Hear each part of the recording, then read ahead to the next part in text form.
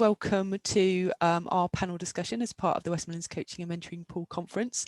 I think a lot of you have joined yesterday's sessions, but just in case there's anyone who wasn't part of that and who doesn't know me, I'm Sam Darby and I manage the West Midlands Coaching and Mentoring Pool on behalf of the subscribing organisations. In terms of today's session, I'm going to share a little bit about why we're even having this panel discussion. I'm then going to introduce you to our brilliant panel members to let them know a bit about themselves, so you know who's kind of sharing their insight and expertise. We've got a couple of questions that just to kind of get ourselves going, and then it will be over to you in terms of asking what it is that you're interested in to help you explore around the role of coaches.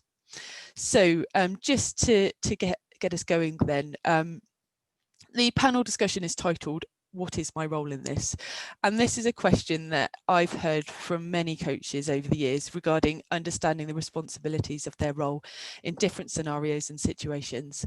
And it's part of the reason that we are hosting today's panel session.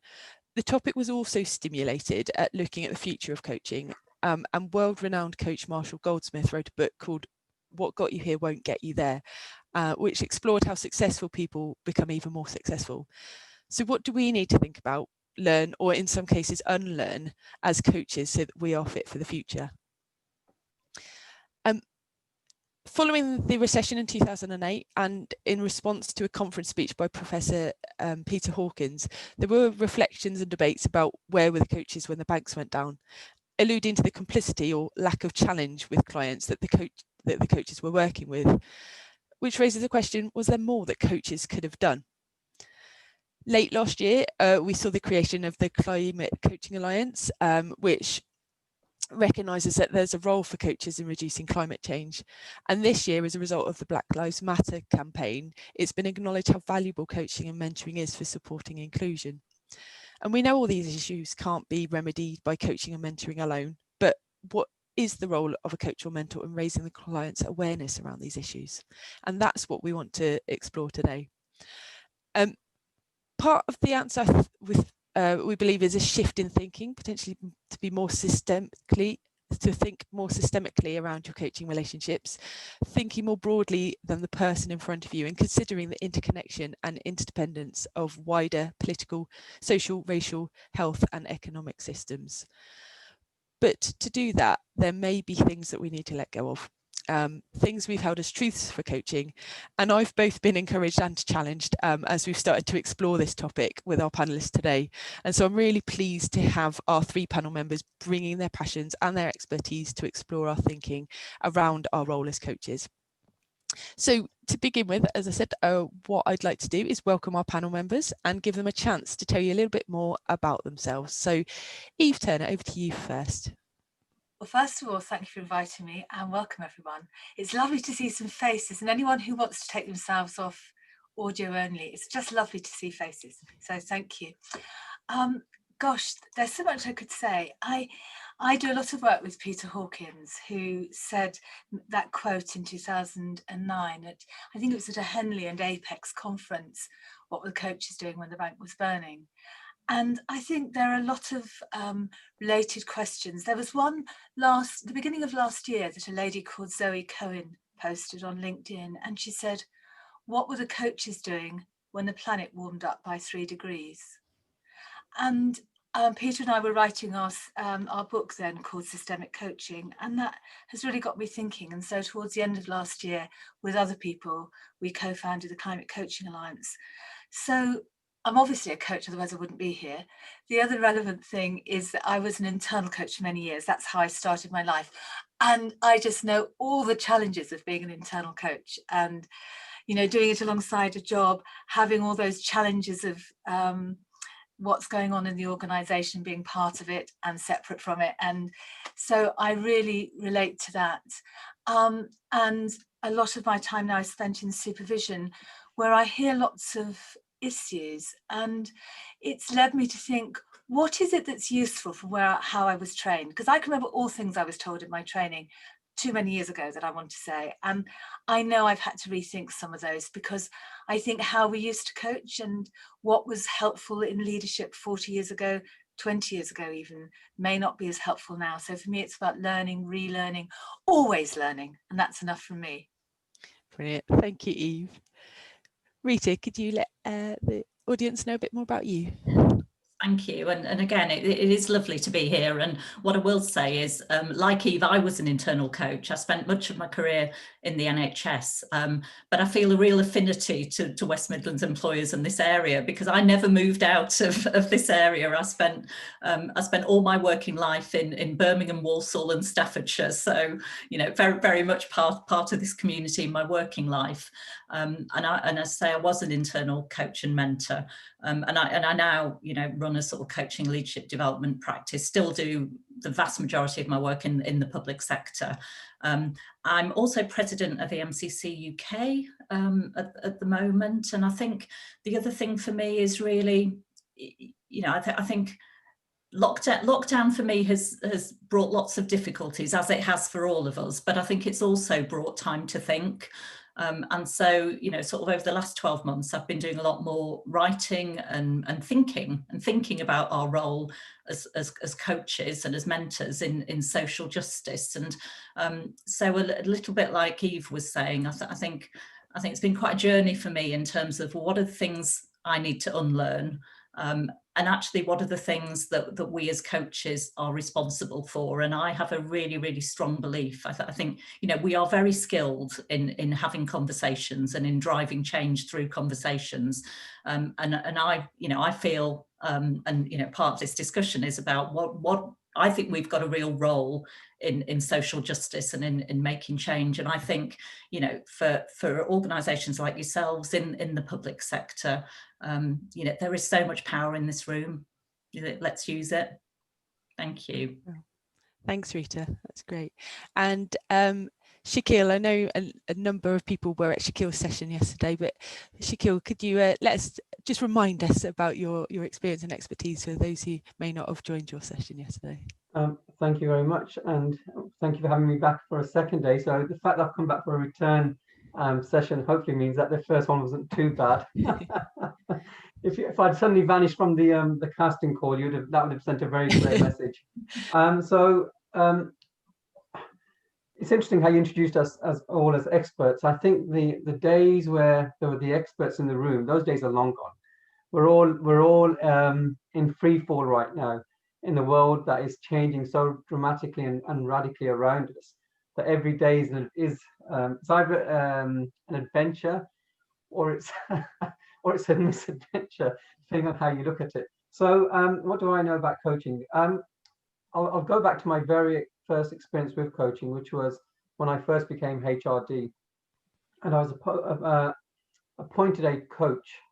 And it was a very interesting time for me because, again, I had a coach that was very experienced in that she had been a former HRD. So from my perspective, again, we're talking about letting go of what we hold to be truths. I've always been taught and learnt as I got a better understanding around coaching was that the best coaches are actually not those who have the experience and skill set around an area, because that helps you be more curious. It helps you not necessarily run forward with all the answers. So I had a HRD who was coaching me, but understood that the same way. So wasn't giving me any answers, wasn't giving me any real, direction, was asking me lots of challenging questions.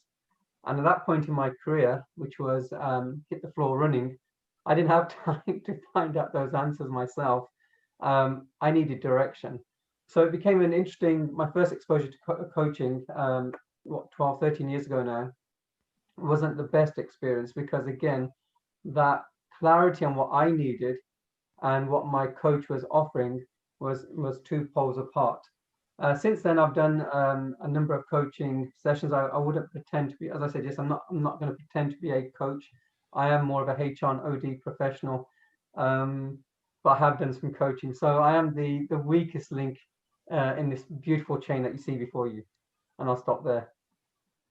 Brilliant. Thank you. Well, we'll look forward to hearing more from each of you as we go through the session. I can see there's already some questions starting to come in, so we will pick those up as we go through the session today, but we did just want to kind of kickstart with an area as we were preparing for this and having our discussions. Eve kindly introduced us to the 10 coaching mindsets that we may need to unlearn, and we felt that that was a really good starting position for today's discussion. So Eve, can you tell us where this came from and why they might be helpful when we're thinking about coaching in the future? Thank you. Well, first of all, I'll say that I hope you can see this. This is Coaching at Work, and it was the second issue in 2015, and it was called Cracking the Shell. I think you can all see that just about. And it was written by Peter Hawkins. At the time, there were 7. And subsequently, Peter and I have worked together and we've come up with 10. I think it's not necessarily that, it's not about wrong or right. It's not about good or bad. It's none of those sort of dichotomies or polarities. It's more about what is useful and what isn't useful. So the question we were asking was whether some of the things that we've heard, particularly in supervision, but perhaps in training too, whether these were still useful in the coaching of 2020. So that's really the background to it. And actually, I think that's all I'll say. And you can see the references on the screen. So thank you, Sam. Brilliant. Well, we'll give people a few seconds just to have a read of those. And then if we can have the poll up, because what we thought would be good is just to get a feel from the audience as to which of those areas you feel that you most need to unlearn or consider differently in order to work more systemically.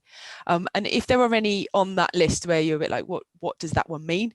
Then please do let us know in the chat, and we can explain that in a bit more detail. So if Chrissy, we could have the poll up, that would be great.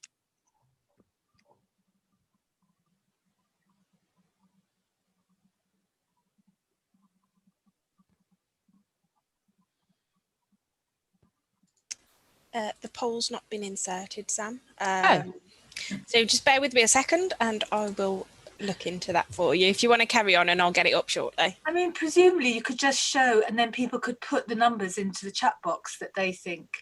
If they just chose one number, we could see which were the most popular. We can do that. That would be the easiest way. Okay, sorry about that. So yeah, if you want to have a look at that list and just put in the chat box which number, question or statement do you feel that is a mindset that you might need to unlearn for your coaching practice.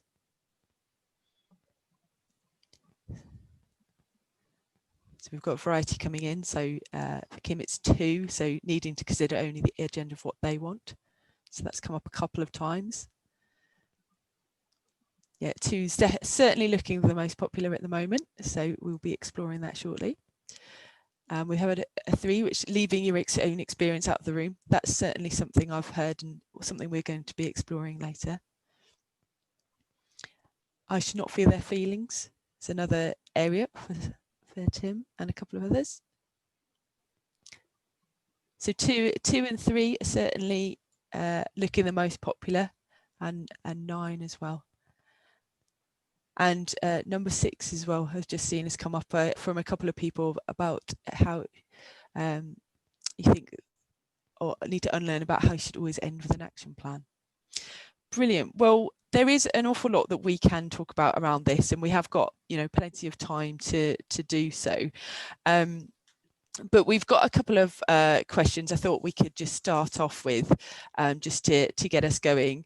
And then obviously we will go over to yourselves in the audience for any other questions that these have stimulated.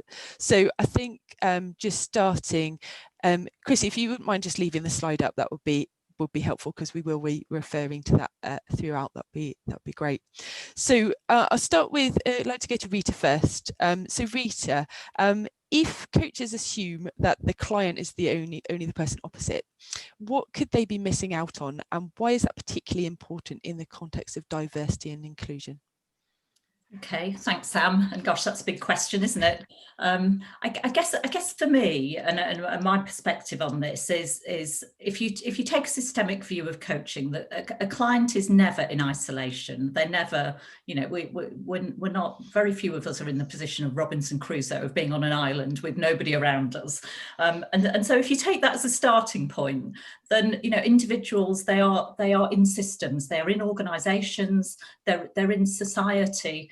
And they're in the societal constructs that we've developed, and within that, I think when you're looking through the lens of inclusion, you know, we know we live in a society where there is systemic racism, where, you know, people from LGBTQ communities are discriminated against and made to feel unsafe. And we know that, you know, largely in society there is still a deficit model around people with disabilities. So if we take that as a starting point, then the idea that we look at an individual and don't look at their context, and the context that might include, you know, them being othered, them being, you know, treated in a way that isn't respectful. So I think we do need to work with our clients in that whole context, and in service of our client, we need to think about that sort of social construct that's around them, and the fact that change happens for individuals in coaching conversations, but it also happens in the space between individuals, and that feels like a really important space for coaches and mentors to occupy. And then I think the other lens on this is about ourselves as coaches. And I think the idea, you know, when we were taught that, you know, coaching is non-directive and we don't bring ourselves into this, we always bring ourselves into any coaching conversation. And the reality is, you know, we are hardwired to be biased. We are hardwired to, you know, to take shortcuts, heuristics in terms of our thinking. It's the only way we can possibly survive when we have to, you know, about 40,000 thoughts a day, 95% of them are unconscious. And so, you know, I think there's something for us as coaches in the room of actually continually working on ourselves. There's a reason why reflection is such an important part of coaching practice. And my belief is that as coaches, it is about us as well, because actually we have to do that constant checking, and we have to do that constant questioning about, you know, what assumptions are we bringing into a coaching or a mentoring conversation. And it's not about beating ourselves up, because we, you know, we all have this. As I say, it goes back to when we lived in caves, and, you know, our amygdala is designed to make sure that we are fearful of people who don't look like us. And I suppose it's thinking through the reality of that still controls our behaviour. And so I guess for me, there are two things for coaching. I think it's exploring the system and the sort of context that our clients are in, and it's also that constant work on self. Okay. Well, did Eve or Shakil want to add anything to that? I'll let you go ahead, Eve. Do you want to say anything, or? No, I've already spoken. You go for it. Sorry. So I think it's interesting because, again, this whole, if I look at it from a HR and OD lens, often we talk about Maslow's hierarchy of needs. And when you're thinking about how important it is for people to belong, you think back to that triangle, that famous pyramid, with the very basic needs being, you know, those physical needs, being fed, being watered, being clothed, and then that next level being feeling safe, and then feeling like you belong, and then feeling, you know, about your, you know, growing your self-esteem, and then self-actualizing. If you don't feel like you belong, if you don't feel safe, you're actually at the very first level of that hierarchy. You haven't even progressed to the second level of feeling safe. So and if you're not feeling, if you don't feel like you belong, you don't feel loved, you don't feel included, your self-esteem starts withering away. So, you know, and again, if we think back to what is the role of a coach, surely it is to help the person that we're coaching to be a better version of themselves.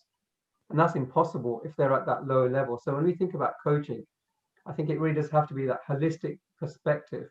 And again, just picking up on what Rita said about being judgmental, absolutely.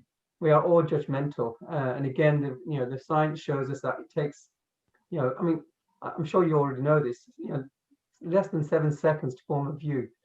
And I was reading the other day about, when you see somebody wearing glasses, we automatically assume they're intelligent until they start speaking. So I'm sorry to say, all those perceptions that you may have had about myself and others on this call wearing glasses, the moment I started speaking, I think I debunked that theory. But we all do it. Again, me dressing in my 3-piece suit, trying to look professional, trying to look the part. But again, I'll dismiss that perception as well by showing you my jeans that I'm wearing underneath my black jeans. It's only the top half. But this conditioning, it starts at a very early age. I was doing a talk on where this conditioning comes from, and even this, this fear of the other. I was sharing the stories that we grew up listening to. All of us did. The Big Bad Wolf, the Three Little Pigs, and Little Red Riding Hood.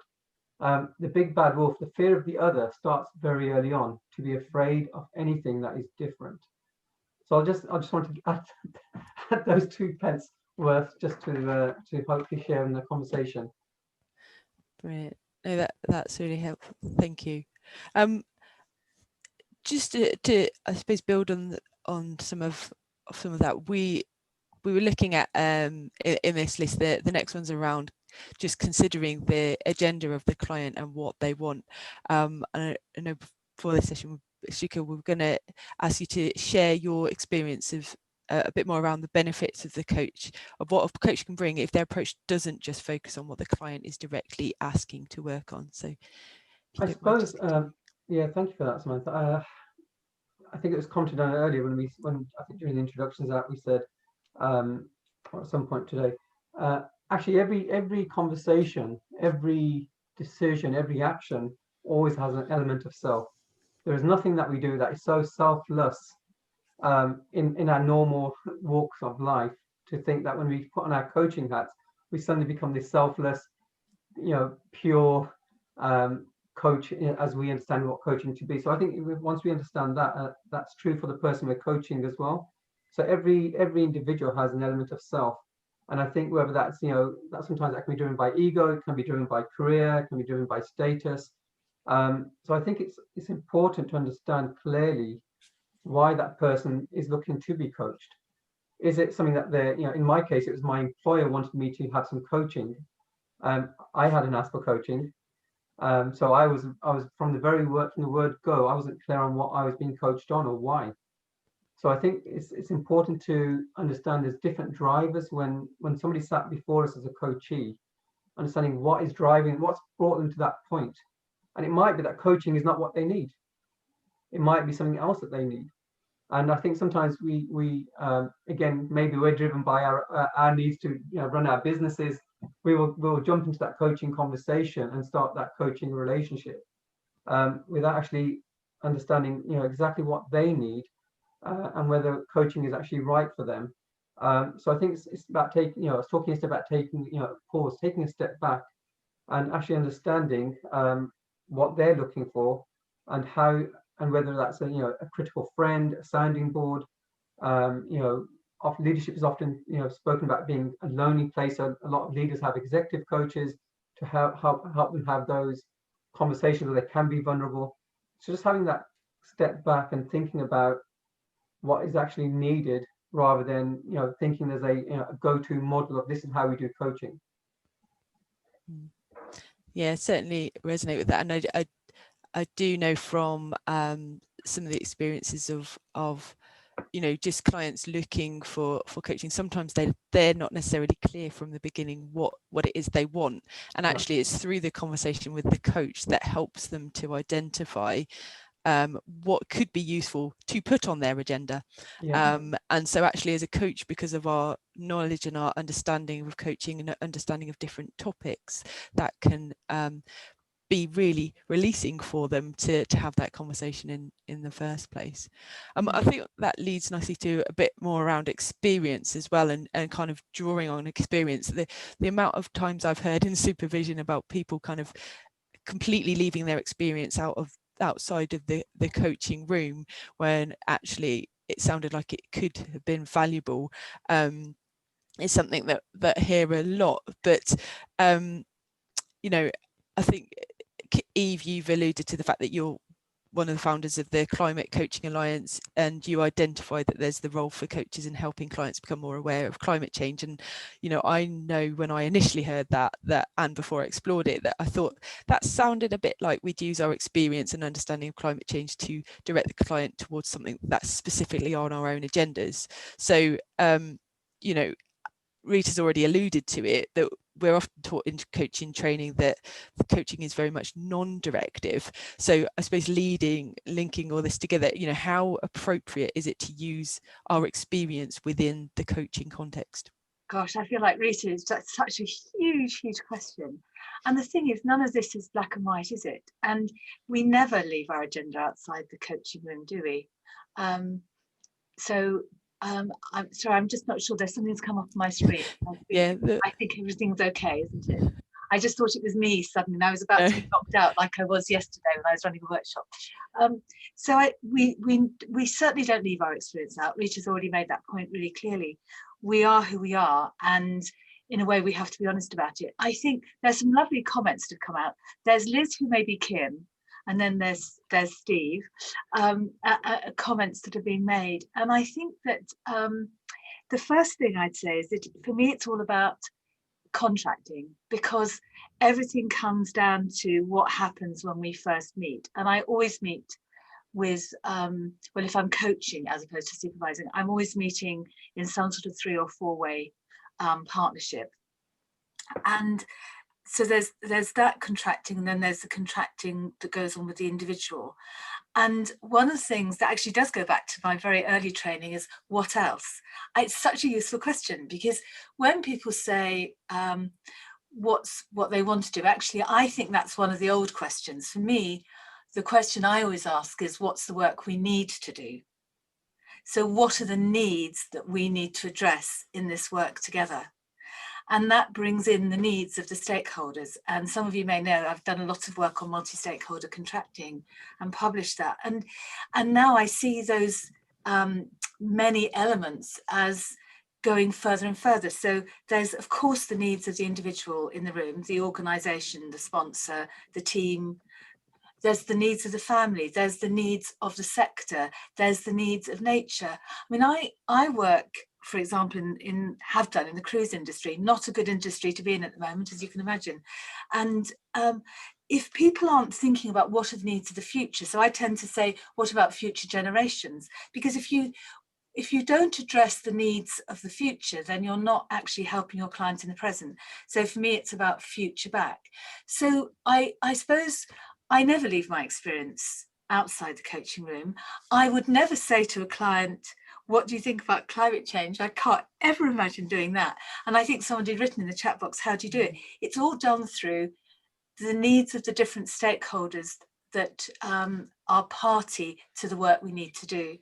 And for me, the ecology, it's not something I have to bring in, because it's always present. You know, I'm sitting here drinking a glass of water, so ecology is already in my room. You know, the air that I breathe is in the room.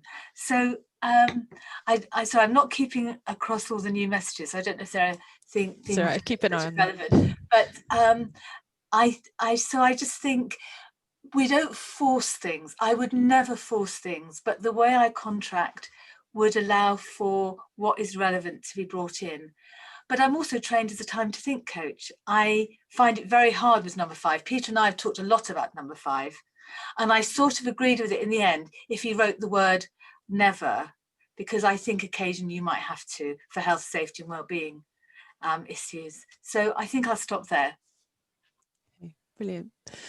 Well, that leads nicely. I think we've probably got time to touch on all of these questions, unless there's some specifics. I think one of the questions that did come through, which you did touch on, Eve, was actually how do you bring some of these agendas into the discussion, which you've kind of touched on slightly. Rita, was there anything else from your perspective about how you found that you can bring I suppose kind of some of the equality and inclusion agendas into the room in different scenarios?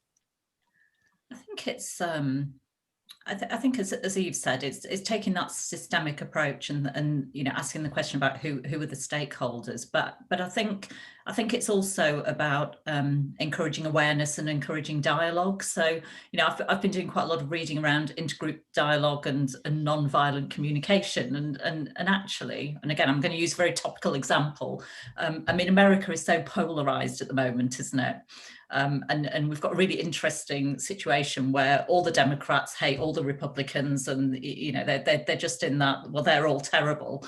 And I was reading Brené Brown's new book, Braving the Wilderness, and she was actually talking about, you know, you can say all Republicans are horrible and racist, but if actually your mother has a fall and lives next door to a Republican, and that's the person who gets them to hospital, then it starts to challenge some of those, you know, massive assumptions we make. And so I think one of the things for me in coaching is how do we work with our clients to actually challenge some of their assumptions and to actually really get themselves to put themselves into other people's shoes.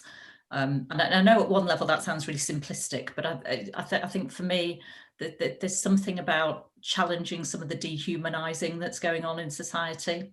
And again, I think as, you know, as coaches, we have a really significant role there. Brilliant. That's great. I think one of the things that came up for me in as we were preparing for this and talking about these very specific topics, which actually can be quite challenging in different environments and different conversations, is, you know, how do you stay non-judgmental if your client's view conflicts with your own values around some of these items that you're picking up on? And who of the panel would like to go first on that question? Eve, do you want to go? Get volunteer. So the question was, how do you stay non-judgmental when your client when their view conflicts with your own values? It's a really interesting question, isn't it? Because one of my responses is, can we be absolutely sure we don't? Because we're human beings. And some work I've done with a lady called Judy Ride, who's written 2 books. One is called Being White and Helping Professions, and the other is White Privilege Unmasked. You know, it suggests that we all have a whole range of assumptions that we carry. And I wonder, can we really shake ourselves free of them? So in a way, my first answer is we just have to be really aware of some of the judgments and be as self-aware as possible. And I think Rita said that, didn't she? And Shakil, about the need for personal development. I'm sure all of you will have read Sir John Whitmore's book, because it tends to be one of the first ones on coaching performance.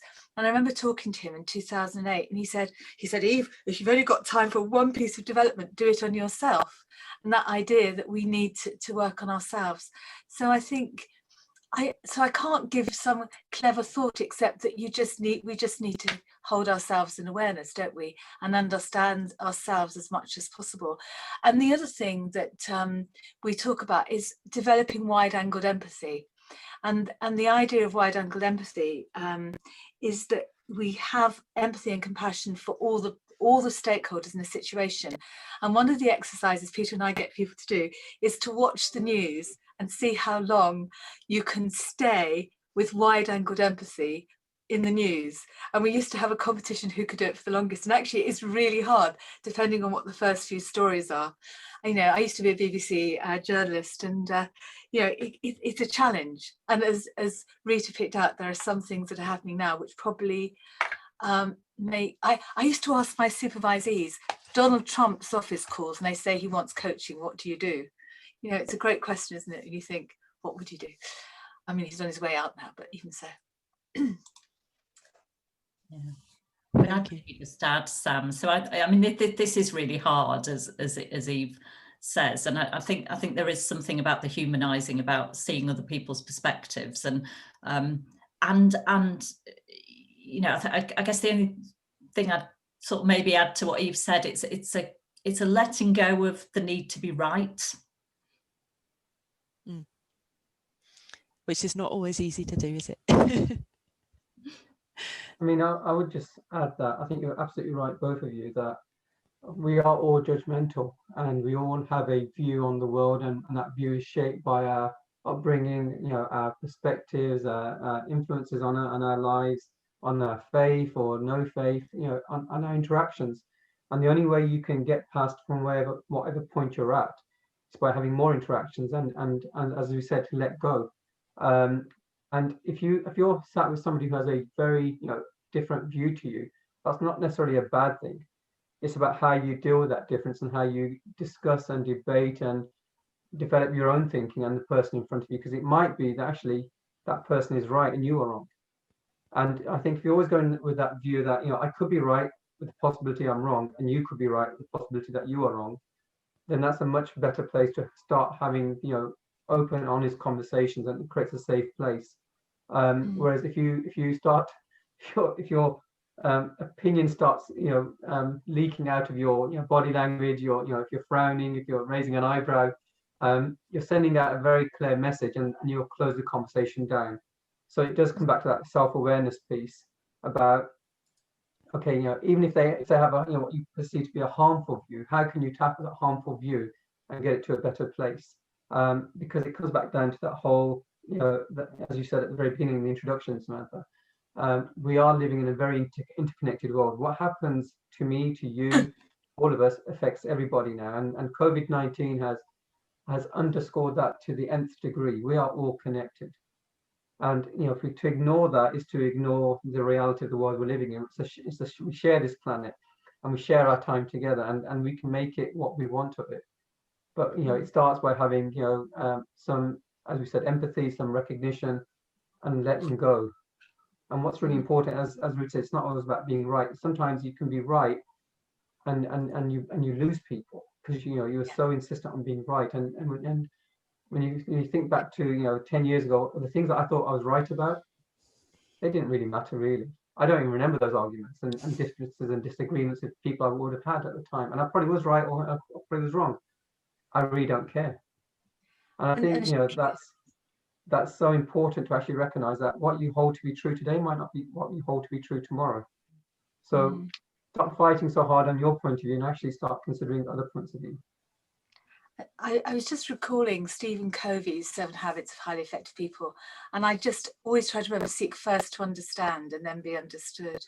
And I think the other thing is we live in our culture, we live in a world of polarities where we're drawn to right or wrong. And I sort of feel responsible for that because I ran a division in the BBC, and that thing of polarities, you had the person who said one argument, the person who said other, and you didn't have this sense of collaboration and cooperation and let's find our middle point. So it's really important. There's a little discussion going on around I suppose the tendency for people in our lives, and also coaches who are similar to you, and how we deal with that. I've in supervision had a number of times where people like, I always seem to have the same type of clients, which has been largely down to, I suppose, how people have presented their profiles. But what's the value of having people and working with clients who may be different to you, or how you manage that? Rita, would you like to go first on that one? Yeah, I'm just reading Kim's comment in the chat actually, and I think at one level there's something really simple here, which is seek out difference, and actually just find ways of having dialogues, and I think certainly it's quite important within internal coaching schemes, which I know many of you are involved in, that as part of the matching process, actually there's real opportunity there to actually encourage people to seek people who are different and not go for somebody who I certainly, when I was an internal coach in the NHS, there was a real issue about race, and there weren't many coaches from BAME communities, and quite often you would get a sort of, I want a BAME coach because they'll understand me, and I certainly used to challenge those assumptions, because I think there is something about people having really deep dialogue across difference. So yeah, I'd say in one way that sounds very simplistic, but I think there's just something about, you know, find people who are different to you, and really think about that in your coaching, and look for clients who, you know, if you were in a meeting with them, with a room full of them, you'd probably feel uncomfortable. Shaquille or Eve, do you have anything to add to that? I think it's actually seeking discomfort in a way, because that's our learning edge, isn't it? I would say it's beyond trying to find different clients. I think if you try to if you go wider and just expose yourself to more different environments and people, then I think your lens that you look through starts changing, and you will start finding that if you change your interactions across a range of fronts, then that starts filtering into the way you think about coaching and your coaching clients. But I do think we also have something that we've probably lost sight of more often now, whilst we've been in this detached world of, you know, very distant from each other. But I always would observe going into a room where, especially in my role, I'd often have to go into events and places where I didn't know anybody, and I'd always observe, you know, the conversations that were taking place and the conversations I'd use as my conversation started. And we all do the same thing. It's always, you know, wasn't the weather terrible? You know, what was your journey like to get here? And I think that's there's a human tendency to try to find some affinity with the person we're talking to, and that's why we do that. Or isn't this food terrible? Or isn't this venue beautiful? You're trying to find something to talk about. You don't know the person in front of you; they don't know you. And I think that's something we need to latch onto and hold on to, because I think we're losing that art where it's easy just to send, you know, a text message or a voicemail and not actually have that human interaction. But I think the more we practice that, the better we become actually about how we engage with people who are different to us. And as you said, seeking out that difference. Go to the person who looks nothing like you, a different gender, different, you know, age group, and just strike up a conversation. I have this very, if you're ever with me at a conference, I'll warn you now, and when we get back to that live scenario and these vaccines go global, if you're sat next to me in a conference, I will turn to you and talk to you. And I've had different responses, but I just find it really strange and bizarre to sit next to somebody for an hour and we're there for the same content and not talk about the content with them. So I'll warn you in advance, but it's a great way to actually develop yourself as well, to get out there and actually start having conversations with people. And sometimes it will work, sometimes they won't, and you'll learn. No, that's great. Thank you, Shaquille. Eve has just shared that she's got some questions that might also help us think around some of this. So Eve, if you want to share those, that would be great. Okay, so I'll just have to take down the screen. So what I thought I could do is just share, because this comes from a workshop I did yesterday. And when we talk about the sort of questions we used to use, these are just some examples of questions we might use to open up the discussion. I also put in the chat box this website called neilswheel.org, and that is incredibly useful. It's the Wheel of Life, and it's got 8 divisions. One is left empty, so you can call it whatever you like. And it just looks at different areas, which are much more sophisticated than the old Wheel of Life used to be. And it's completely free. You can download it and use it. But just some very simple questions like, what might you regret in 5 years' time not having worked on in our coaching together now? I find that's an incredibly powerful question that can open up all sorts of areas that people wouldn't otherwise think about. So simple to do. And then the other one, I hope you can all see this book. I love this book. It's called The 13th Fairy. And the story of the 13th Fairy, for those of you who know the story of Sleeping Beauty, is it was Grimbleshanks who wasn't invited to Sleeping Beauty's christening. And so she was going to die on her 16th birthday when she was on she pricked her finger on a spinning wheel, and instead it was she'd sleep for 100 years. Anyway, the concept of 13th Fairy, I find clients always remember, because it's the idea, who is it we've not considered? What is it we've not considered? And so it could be many 13th fairies. So an example for me is I've worked with people, funny enough, in the NHS, and one of the 13th fairies they sometimes forget to consider is the media. Because if they don't have a strategy to deal with the media when they're doing something, it can literally come back and create problems for them. So there are just a few questions that you might like to consider. Just saying something like, tell me what you most care about. Who and what does your work and life serve?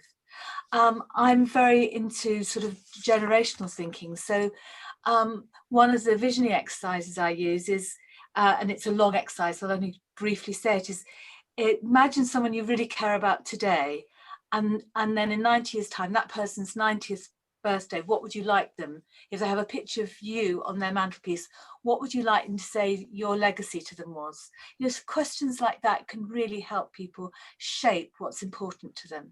So I'll stop sharing now so that Chrissy can take back over. That's brilliant. Thank you for sharing that, Eve. I think that's really useful to see some of that context.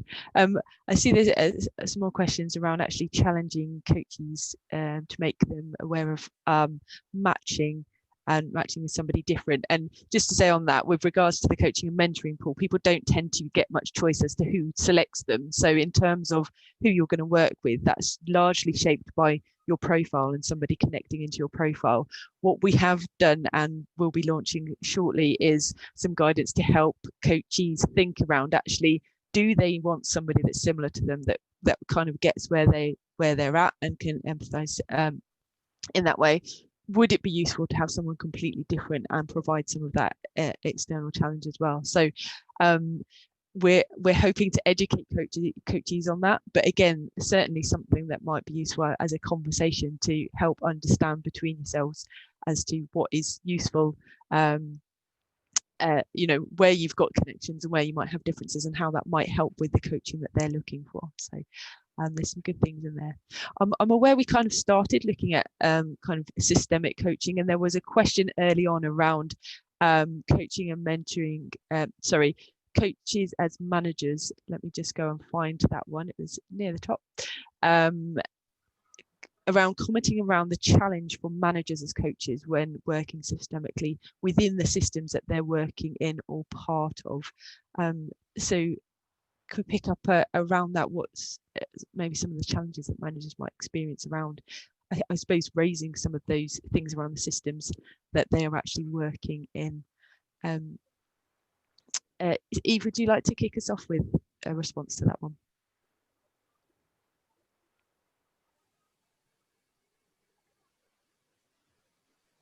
Oh, we've lost the sound. Sam, I lost your sound for that question. Oh. I don't know if everyone else did or whether it was just me. Okay, sorry about that. Yeah, I don't know whether the internet's gone where I am. The question was around the challenge for managers as coaches when they're working systemically in the systems that they're working a part of. So I think this would apply to a lot of internal coaches. It would apply to coaches in the pool, because actually some of the systems they're involved in are things that they're directly involved in and therefore working with their clients as well. So what are the challenges, and how can coaches think about those particular areas when they're looking to raise them with their clients? I'd love to hear more from the person who raised it about what they were hoping to get out of it, and in a particular situation it would help me really. Okay, if that was possible. Steve, as you asked the question, would you be happy to share a little bit more around that question? Yes, thank you. I suppose I asked it because obviously there's a conflict there about how you address the needs of the coachee, but also be part of the wider system and negotiate those things. I asked that early on, and some of the things that people have said have helped with that, thinking about contracting, psychological safety, and so on. So it was mainly about the conflict that must represent, and there's been some useful suggestions already. So it's a pretty open question. I think anyone who provides help within an organisation must have these sorts of dynamics going on. And I don't have, I'm sure others will have lots of ideas, and they might put them in the chat box. And one of the things I've just found useful is finding the points of agreement about who are our stakeholders. You know, what is it that we're serving? What are the needs that we can identify together? And so for me, it's about finding the points of agreement. And I mean, you're talking particularly about manager as coach, but what, coaching their own teams or coaching outside of their team, Steve, or both? I think it's probably harder coaching your own teams, but it probably is more, it's probably better to start working outside your teams, because I think it's particularly conflicting in a line manager relationship. I've done some research with a gentleman called David Clutterbuck about what are the issues that are most brought to supervision, and probably half of the issues that are brought to supervision have their origins in contracting or insufficient contracting or not fully contracting. And I think having that clarity in the initial stages is crucial, and be able to capture that and what it means, and what an inverted commas success looks like, because I don't believe in all smart objectives, but just having a shared understanding for me is very helpful. So even as an internal coach, I was trained in the BBC, and we always had to start with at least a three-way meeting. And so that did help some of those issues. Yes. But I'm sure that Rita and Shaquille will add, and others maybe. Yeah. Okay, should I perhaps, thanks for the question, Steve. I guess it can be difficult for internal coaches, can't it? Because there's that issue of sort of organisational politics, and sometimes there can be some quite difficult issues. I mean, I think I mentioned psychological safety, and that's not about coziness. So I think there's something here about, if organisations are serious about coaching as a tool, then they've got to somehow create a culture and an environment where people actually can say the uncomfortable things. I say psychological safety is not about being cozy, it's actually being in a safe environment to say the challenging things, and to know that there aren't going to be consequences from doing that. So I think there's that broader sort of OD piece, but I suppose, as Eve said, I think there's something around contracting, but also just being really cognizant of it. So I remember,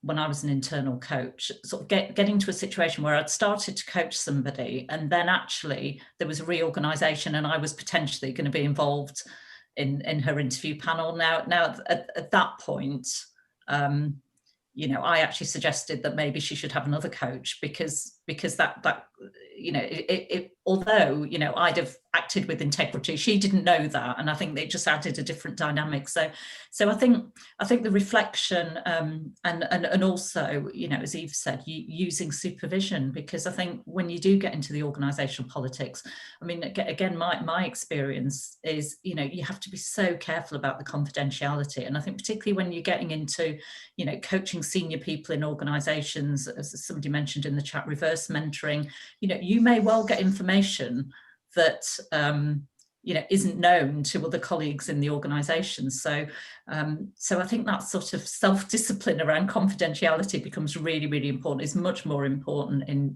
for you as internal coaches than, to some extent, it's a bit easier for people like me and Eve who are external coaches. But just be cognizant of it, and just trust yourself, and trust, as long as you're in service of the client and focused on them, you won't go far wrong. Thank you. Shaquille, did you have any further thoughts to add to that? Yeah, I'll just comment that I'll take it from a different perspective, actually. I think many people who end up in management, often like myself, and I'll use myself as an example. I started off being an accountant. I spent 20 years in finance, and when I started in my particular organization, I was the accountant, and then as my workload grew, I recruited one person, a second, and a third, and as each year went on, my team got bigger and bigger. But no one ever actually trained me on how to manage another human being. And when we talk about managing, it's an interesting concept, because most of us, if we're being completely honest, struggle to manage ourselves, let alone another human being. We have trouble with our diaries, with our workload, with our health, with our eating habits, with our sleeping habits. We have trouble with every aspect of human life. And then as managers, we're expected to somehow manage another human being. and another human being comes to us with, hopes and dreams and aspirations, vulnerabilities, frailties, good days, bad days, and we try to get them to collaborate and work together. So just the whole, the concept of management itself is so different, and most of us will have done what I did, which is I treated my people the way my manager treated me, because that was a learned behavior. And it wasn't until I made many mistakes and left many bodies in the wake that I realized people are people. And if you take it back to a micro level, I think about my relationships with my wife, my children, even that's difficult, and these are the people I love the most. So when you're dealing with people who you don't necessarily love but you might like, or you're forced into a working arrangement, and then you're talking about having a coaching conversation with them, I think there's challenges on every front, because the understanding around how to, around management itself is not always very clear about how to get the best out of somebody. And when you're asking the managers to create, to choose as internal coaches to be, to create those safe spaces and have those conversations, as confidential conversations around issues and concerns, and how to best support your coachees, it's not easy. It's not an easy ask. So I think there's a whole piece around, is the person actually the right person to be an internal coach? Have they actually understood what management is? Have they understood? Have they got the self-awareness about themselves? And I think, as I was saying yesterday, know yourself. That is so much more important than knowing your people. It starts with knowing yourself, and if you can if you can grow your understanding around your own self, and we touched on biases and judgments earlier, and how we behave, then you become better placed to be a better manager, as well as being a better coach, I believe. Brilliant. Thank you for that. That certainly resonated with a lot of people from looking at the chat, in terms of looking at the nodding management, heads. the management perspective. Yes, and lots of nodding heads. I'm aware we have filled our hour very quickly, and I'm sure there is plenty we could continue talking about here. We obviously started the session, with the focus on, what is what is your role as a coach, and I think we looked at a number of things that maybe we need to unlearn. What I thought might be nice to finish on is actually, what are some of the fundamentals of coaching that remain the same, that we need to hold on to as we look to the future as well. So Rita, would you like to kickstart with that? Okay. To finish us off. So I think for me, the fundamental is it's about human greatness and the human ability to grow and excel and learn continuously, and that won't change. Thank you. Shakil, what's your thoughts on that? I'll share what I used to tell my children. I still tell them when they'd come to me with a piece of work and say, "Is this good, Dad?" I'd say, "Yes, it is good. Can you make it great?" And they'd come back to me and say, "Is it great now?" I said, "It is great. Can you make it greater?" And it's that constant pursuit of excellence. And I think that as coaches, we have to be able to help our people that we're coaching, get to that point of excellence. Brilliant. Thank you. And finally, Eve, what your All thoughts? of the above. And I just think listening, the thing that will never change is, I think we can forget that as coaches, the thing we give people is listening with real attention and with humility, in a way that maybe the first time they've experienced that in their lives. And I just think that hopefully will never change, because that can help people with their wholeness and their feeling of self-worth and so on. Brilliant. Well, thank you ever so much to our panel members and for the audience for your comments and reflections. That's been really useful. As I think Kim mentioned, we could have carried this conversation on for days and days. We do have the opportunity on Thursday, if any of you can join the session on Thursday, for reflection time. So what I am going to do is bring in some of the thoughts from today's session to just give you a chance to have a reflect on actually what has this meant for you, what's this meaning for your coaching, what are you going to look for the future of coaching. So you know, if you're joining us on Thursday, start having a think around some of the things you've learned from today and other sessions that are going on. There is also the opportunity to hear more from Rita tomorrow afternoon, where she's going to be sharing some more around the reciprocal mentoring programme with her colleague Charmaine Kwame with regards to some of the things that they've done within the NHS there. So Chrissy's kindly just put the registration link on there. So if you want to join that, that's 2 p.m. to tomorrow afternoon. And thank you very much, and no doubt see many of you in some of the other sessions during the week. So thank you very much to our panel again.